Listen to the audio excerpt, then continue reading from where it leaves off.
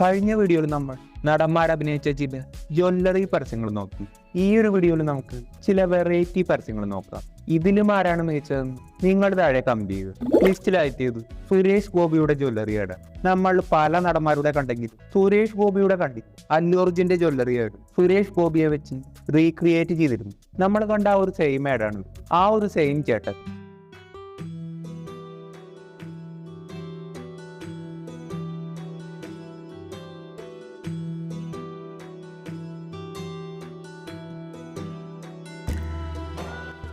ജീവിതത്തിൽ ആവശ്യങ്ങൾ മുൻകൂട്ടി അറിഞ്ഞ് സഹായിക്കാൻ നമ്മളോടൊപ്പം ഒരാളുണ്ടെങ്കിൽ എത്ര നന്നായിരുന്നു. പ്രസന്റിംഗ് അവർ ജോയ് വെഡിങ് പർച്ചേസ്.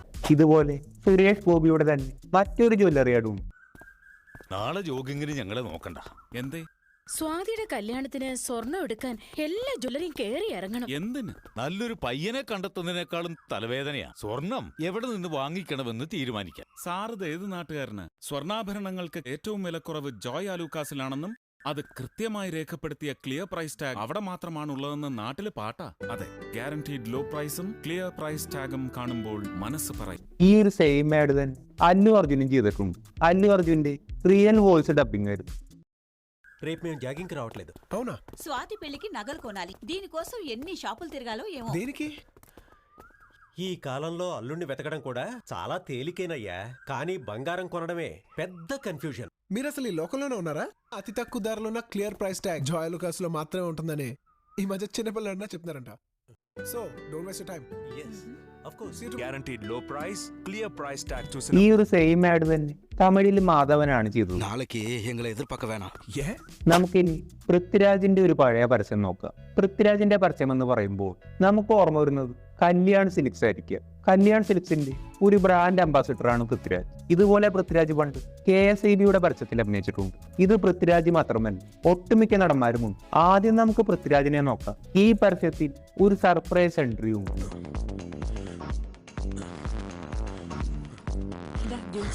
റൂമിൽ വെച്ചേക്കമ്മേ.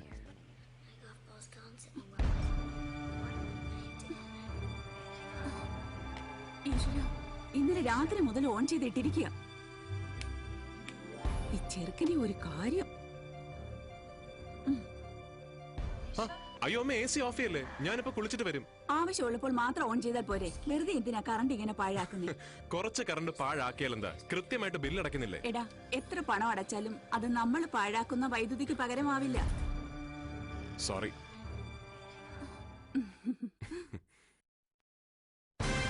മങ്ങാതിരിക്കട്ടെ ഈ വെളിച്ചത്തിന്റെ തിളക്കം. വൈദ്യുതി ഇന്നത്തെ മിച്ചം, നാളത്തെ വെളിച്ചം. ഇതുപോലെ ലാലേട്ടന്റെ KSEB പരസ്യവുമുണ്ട്.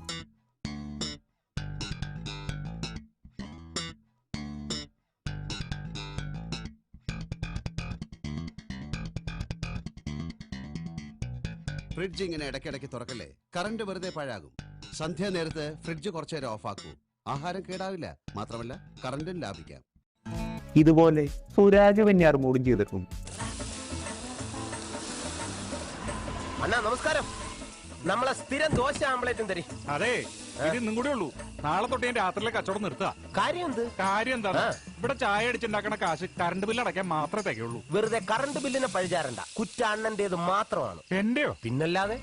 അതെ, ഈ പഴഞ്ചൻ ഫിലമെന്റ് ബൾബുകൾ മാറ്റി പകരം CF ലാമ്പുകൾ ഉപയോഗിച്ചാൽ 1000 രൂപയ്ക്കുള്ള ബില്ലിന്റെ സ്ഥാനത്ത് വെറും 250 രൂപ മാത്രം അടച്ചാൽ മതി. ഈ CF ലാമ്പുകൾ ഉപയോഗിച്ചാൽ കറണ്ട് ലാഭിക്കാം, പണവും ലാഭിക്കാം.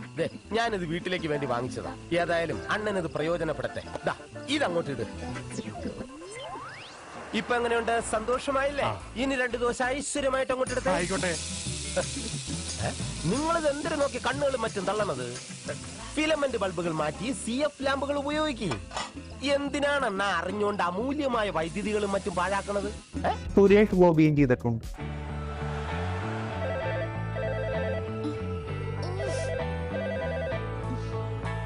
Hello, hi, how are you? Current. വീണ്ടും അന്ധകാരത്തിലേക്ക് പോകാതിരിക്കാൻ വൈദ്യുതി പാഴാക്കാതെ സൂക്ഷിക്കുക. സന്ധ്യാനേരത്ത് ഒരു ബൾബെങ്കിലും ഓഫാക്കൂ. ലോഡ് ഷെഡിംഗ് ഒഴിവാക്കും. ഇതുപോലെ ദിലീപും ചെയ്തിട്ടുണ്ട്.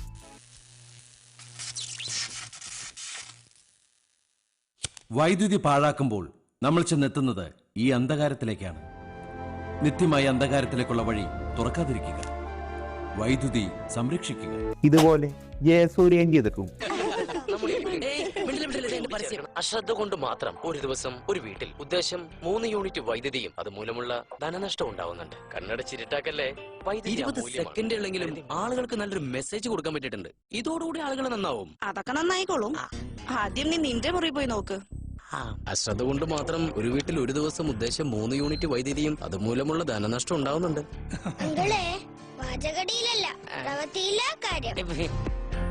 അടുത്തത് തമന്നയുടെ ഒരു പരസ്യമാണ്. നമ്മൾ അടുത്ത കാലത്ത് ദിലീപും തമന്നയും ഒന്നിച്ചഭിനയിച്ച ബാന്ദ്ര എന്ന സിനിമ കണ്ടു. എന്നാൽ ഇതുപോലെ കാലിയ മാധവനും തമന്നയും ഒരു പരസ്യത്തിൽ ക്രോസ് ഓവർ ചെയ്തിരുന്നു.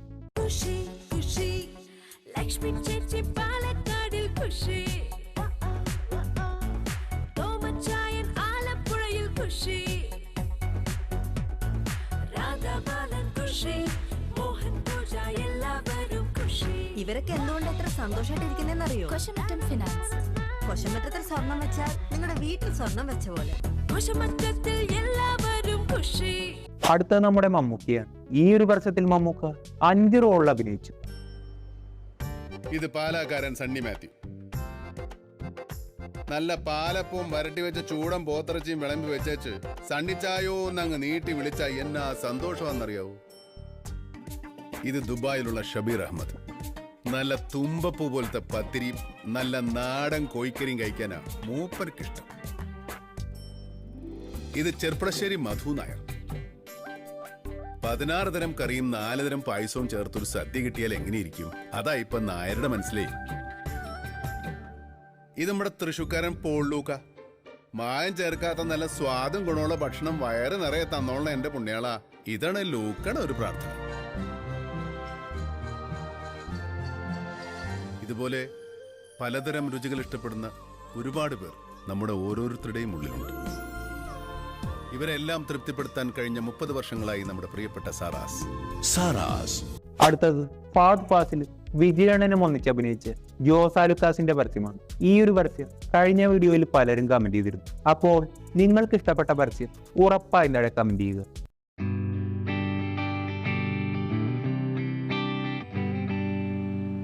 தமஸ், நாங்க வாழ்றதே உன் டீல தான்டா. ப்ரோ, நாளான்னைக்கு அனிஃபா தங்கச்சி கல்யாணத்துல கச்சே சும்மா தூள் பறக்கணும். அண்ணா கிஃப்ட் வாங்கணும்ல, முதல்ல டீ காசு கொடு. நம்ம ட்ரெயினிஸ்ரா.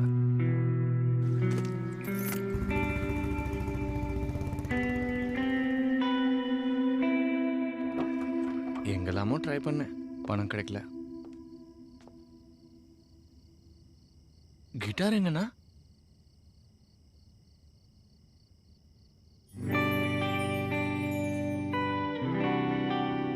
கிஃப்ட்டுக்காக உயிருக்கு கிட்டாரே வித்துட்டாரா?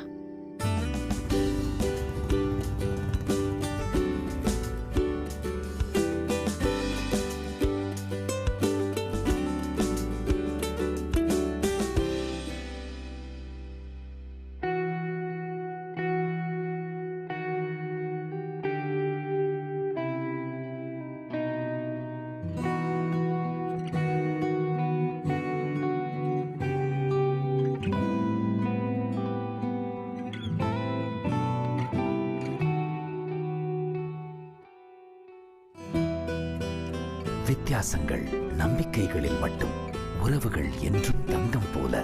ஜோசாலுகாஸ். இது